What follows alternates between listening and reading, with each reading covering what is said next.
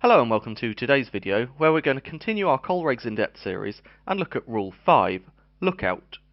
As always, we're going to look at the rule itself and then apply that in a couple of different situations.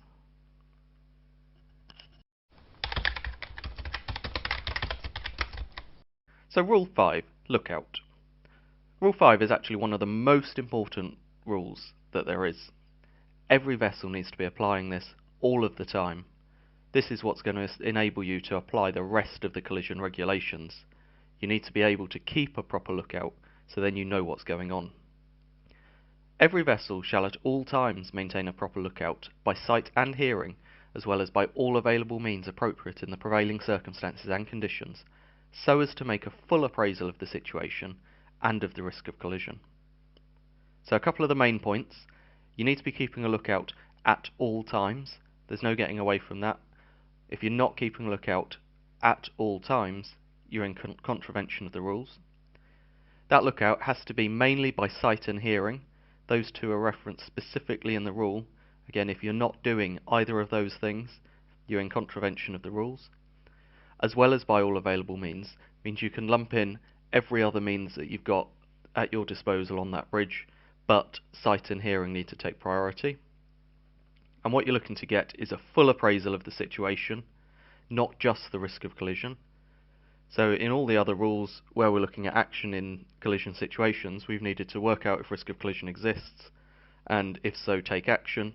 But keeping a lookout, you need the full appraisal of the situation, as well as the risk of collision.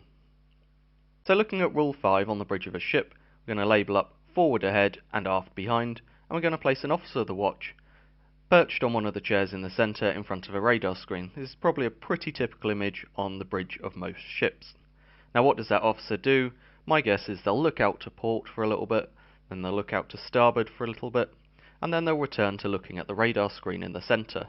They're looking ahead, they can see where the ship's going, but they're not keeping a proper lookout. Let's see why. That officer's based on this container ship.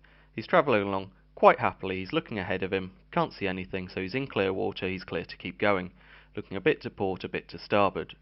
But, by doing so, he's missed the great big passenger ship that's coming up on his port quarter. The only time he'd be aware of this is if it shows up on the radar screen, or when it pulls a beam of him. He's not kept a proper lookout, he's not got a full appraisal of the situation, he doesn't know everything that's going on around his vessel. How could he have got round this though? As well as looking out from side to side, all he would have to do is just get up from his chair every now and then and just have a walk around the bridge. He's looking out astern of him. When he's looking astern, he sees the other vessel that's coming up on his port quarter. He needs to be keeping that lookout across the full 360 degrees of the horizon. He needs to know everything that's going on ahead of him as well as behind him. Just looking ahead isn't enough. Looking at the radar screen isn't enough. You need to be looking out in all directions. When he's looking out in all directions, of course, he'll be travelling along quite happily, and then at the first possible moment, he'll see that other ship coming. He'll see that he's going to need to take action. In this case, it will be the action of a stand-on vessel, so he would just need to maintain his course and speed unless the other vessel didn't take action. But what else could keeping a proper lookout involve? Let's have a look down at the container ship itself. If we place the officer of the watch on the bridge, and we assume he's keeping a proper lookout, he's looking to port, to starboard, behind him, he's listening out, he's using his radar and all other electronic means.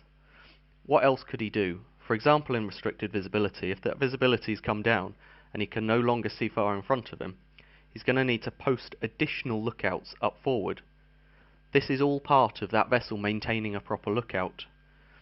Where, for example, Rule 19 says that you need to adapt to restricted vis when applying the other rules, this would be a good example, posting extra lookouts at the forward part of the ship so that you can try and get that full appraisal of the situation and of the risk of collision. And that brings us to the end of Rule 5, Lookout. We've seen how important this rule is. I cannot stress enough the importance of this rule and the fact that it applies regardless of what's going on. Rule 5 will always be applying, and anyone going up for the exams is going to be tested on this, and you're going to need to know it inside out. I hope you found the information in this video useful. If you have, a thumbs up is always appreciated. If you want to keep up to date with future videos that I'm going to post, hit that subscribe button. If you've got any Questions, just leave them in the comments below. Until next time, thank you for watching, and goodbye.